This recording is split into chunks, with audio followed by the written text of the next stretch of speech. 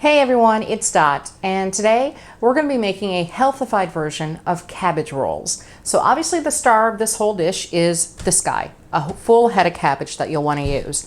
In order to make cabbage rolls, you're going to have to soften up the cabbage. You don't want to overcook it, but you do want to soften it up. And to help get the leaves off, we're going to have to take off this core. So I'm going to do that right now. So I'm just going to take a paring knife, and I'm just going to go around as deep as I can and sort of make cuts around here. And leaves will fall off as you do this.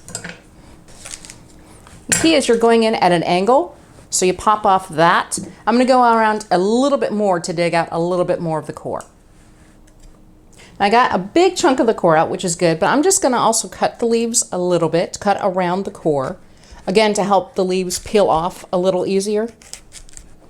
So I can go deep. I can't get any more of the core out at the moment, but I want to make sure I can separate the leaves a little easier.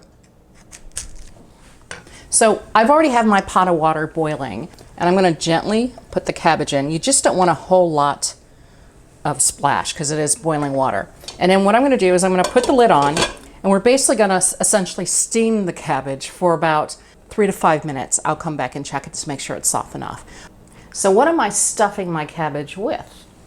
Glad you asked. I have half a pound of ground beef I'm using and half a pound of ground pork. Now, it's up to you what type of meat you'd like to use, or if you don't want to use meat, that's perfectly fine as well. It's all up to you. I will say, in very low carb tradition, I am using a lean version of ground beef simply because I don't want it to get a little bit too oily. I'm going to go ahead and add in my substitute for what would be uncooked rice or cooked rice. I'm using a cauliflower rice instead. Next up, sauteed onions, sauteed green peppers, garlic, and parsley. You can never go wrong with parsley. It's sort of a requirement for the cabbage rolls. I really recommend mixing it all by hand simply because it's the best way to sort of break apart the meat and make sure everything gets mixed very well together. Whoops, I almost forgot my sea salt that I'm adding to this. And if you forget the salt, of course, you're going to forget your pepper. The nice thing when you're cooking your cabbage, it does turn a lovely shade of green while it's steaming. I'm just rolling it around a little bit, and it's almost ready for me to take out and start peeling. Okay, my cabbage is definitely getting nice and soft. I'm taking off some of the leaves that are already popping off. You want it to sit out a little bit because there's a lot of liquid in your cabbage. So you want to drain it as much as possible. But what I'm going to do is take it out, and I'm going to start peeling the leaves off of it. But you want to leave your hot water still boiling. Don't take it off heat. There's a reason for that, and I'll show you why. This is perfect. The leaves are just starting to pull off. Now your cabbage is going to be a little bit hot, but that's okay. And you want them to come off as whole as possible, just like that. So I'm just putting them aside, and I'm going to see how many leaves I can get off of here. I'm shooting for 16, so we'll see how that goes. I'll definitely have plenty of cabbage left over. It's hot, so you want to be careful working with it. You certainly can let it cool a little bit if you'd like. I'm going to show you why you want to keep your hot water boiling. What I'm doing is I'm trying to get about 16 leaves. I've got about 10 so far. And I'm at the point where this leaf isn't ready to come off yet. And I don't want to force it because I don't want to rip them. I want them as whole as possible. So this is going to go back into the hot water. Now I'm going to cook my leaves in a Dutch oven. You can also bake them if you choose to, but I'm just going to do it straight on a stovetop. I put a little bit of oil at the bottom of my Dutch oven, and what I'm going to do is put some sauce in there. Not a whole lot, but just some. I want it to go on the bottom. And I'm using 4 cups of sauce in this recipe, so I'm going to just spread that along the bottom. And I'm just using olive oil for this. Figured I'm using my marinara sauce, so I might as well do a little bit of olive oil with it. I'm going to put this aside, and we're going to start rolling the cabbage.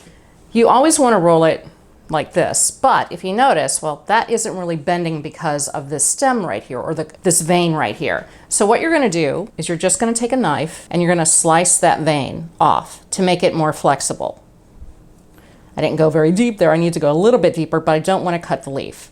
And so see, you can fold it a lot better when you roll it. So that's when you want to make sure you do if they're a little bit tough. I'm going to cut a little bit more off of this one, and then we'll start rolling.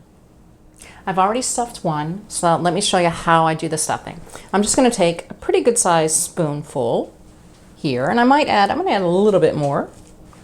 And let's get that on the inside. I am going to shape this a little bit.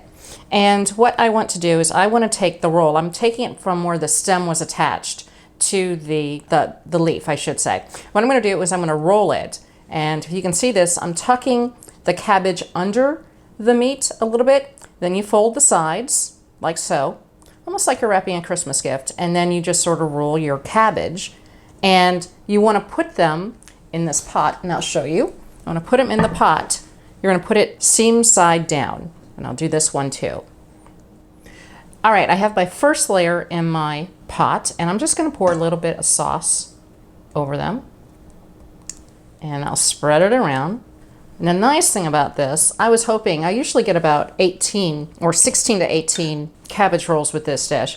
However, my leaves are a little bit narrow, a little bit tiny, so I'm going to actually have a lot more cabbage rolls in this pot. So the final step is just pouring all of your sauce, the remainder of your sauce, all over your cabbage. I added a little bit more sauce to this because I do like my stuff saucy, but I am using 4 cups of marinara sauce, which can be carby. However, a good way to cut back on your carbs even more is to, instead of using 4 cups, you can use maybe half the amount or maybe 3 cups and use some of your cabbage water, and that'll make it taste absolutely delicious too. But what I'm going to do now is I'm going to cover up my pot and I'm going to put it on the stove for about an hour over medium heat. All right, they are done. I highly recommend when you're done cooking after an hour, you want to take what you're planning to have for yourself out, let them sit on your plate for a little bit just to cool down, because they are lava hot if you cut right into them. You'll see a lot of steam coming out if you do that, and it's just pop it in your mouth, you're going to burn your mouth, and you really can't taste anything when you do that. Let's go ahead and cut one open. Oh, look at that. Very, very nice. Now, some recipes ask that you, suggest that you go ahead and add an egg to make sure that everything sort of helps bind everything together. With this one, you really don't have to do that at all. The meat is more than enough. I'm going to cut off a small piece, though, so I can taste it.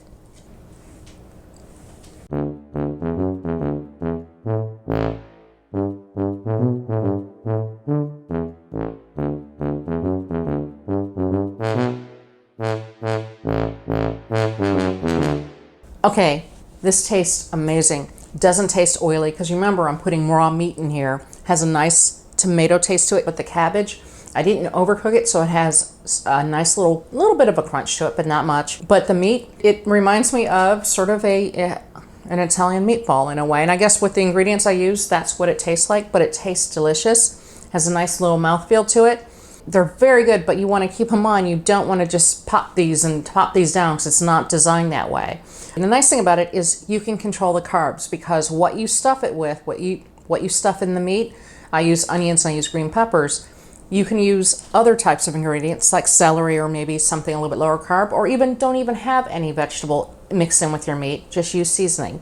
I do recommend you try some of this with a little bit of sour cream. That's a little bit more traditional. You can even mix sour cream in with the sauce that you're cooking them in. I hope you enjoyed the video. Subscribe if you haven't, share with your friends, and until next time, I'll see ya.